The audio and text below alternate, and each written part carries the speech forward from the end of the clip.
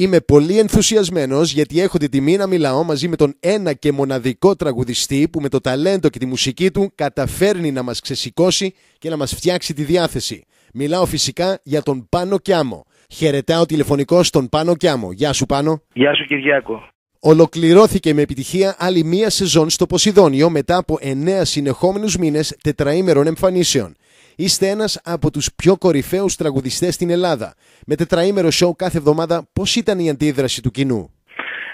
Νομίζω ότι και μόνο το γεγονός ότι δουλέψαμε, είμαστε το μοναδικό σχήμα που είχε σεζόν 9 μηνών 4 φορές την εβδομάδα, νομίζω ότι τα λέει όλα για τον κόσμο και για το κοινό στην Ελλάδα. Ό,τι και να πω είναι λίγο. Όταν γνωρίζετε όλοι και ακούμε όλοι πόσο δύσκολα είναι τα πράγματα στην Ελλάδα, πόσο μεγάλη οικονομική κρίση περνάει αυτή τη στιγμή η Ελλάδα, σε τι ψυχολογία αν θέλετε είναι ο κόσμος στην Ελλάδα, και εμείς καταφέρνουμε να δουλεύουμε 4 φορές την εβδομάδα επί 9 μήνες. Νομίζω ότι το ευχαριστώ, που είναι τόσο σημαντική λέξη και τόσο βαριά, μοιάζει μικρό. Οι φήμες λένε ότι μπορεί να ξαναεπιστρέψεις πίσω στο Ποσειδόνιο λόγω της μεγάλης επιτυχίας που είχες τους τελευταίους 9 μήνες. Είναι αλήθεια αυτό?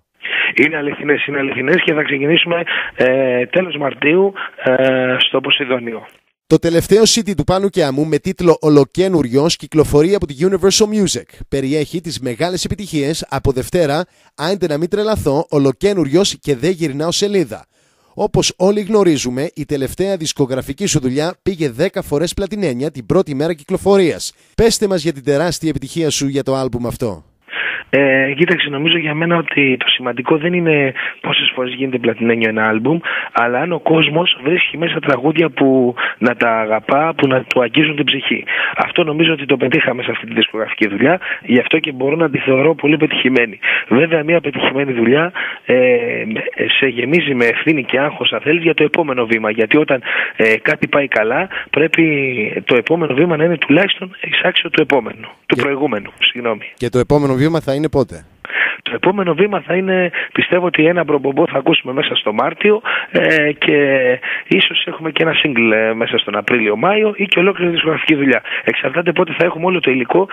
Για μένα το να έχουμε ένα υλικό, το να κάνω μια δισκογραφική δουλειά δεν είναι θέμα ημερομηνίας, είναι θέμα του να βρούμε τα σωστά τραγούδια. Ακριβώς. Αυτή είναι η πρώτη φορά στη Βόρεια Αμερική, δεν είναι? Είναι η πρώτη φορά. Σήμερα 14 του Γενάρη είσαι στο MGM Foxwood Casino και Resort.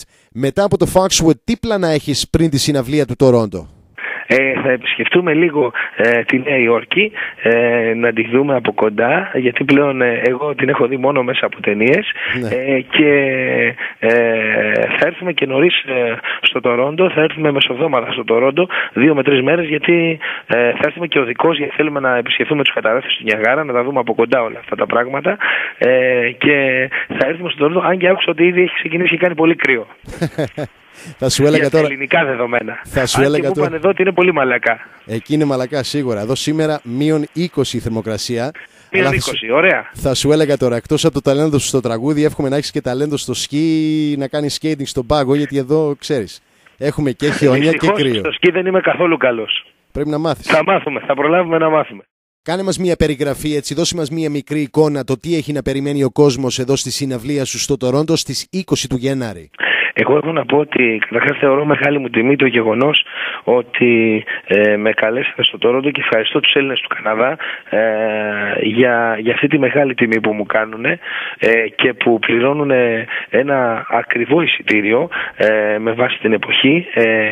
Και θέλω να πω ότι γι' αυτό ακριβώς το λόγο, αυτό το οποίο θα προσπαθήσω εγώ να κάνω είναι να ζήσουμε μια ελληνική βραδιά. Μια ελληνική βραδιά που σημαίνει πολύ χορό, πολύ κέφι, να ξεφύγουμε από τα προβλήματά μας, να ξεφύγουμε από τις έννοιες μας, και να χορέψουμε, να πονέσουμε, να τραγουδήσουμε.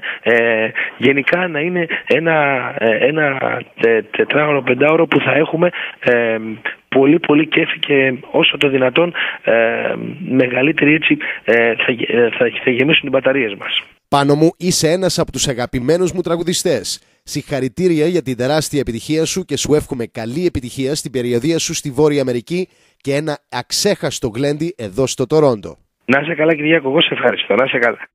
Η συναυλία στο Τορόντο του Πάνου Κιάμου είναι μια προσφορά της πασίγνωστης εταιρείας Platinum Productions της Μέρη Φαρδής. Μπράβο Μέρη που και πάλι βρήκες τον τρόπο να διασκεδάσεις τους Έλληνες του Τορόντο μαζί με τον Πάνο Κιάμο.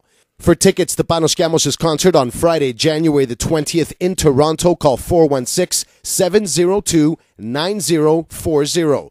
Do not wait until last minute because you're just gonna miss out.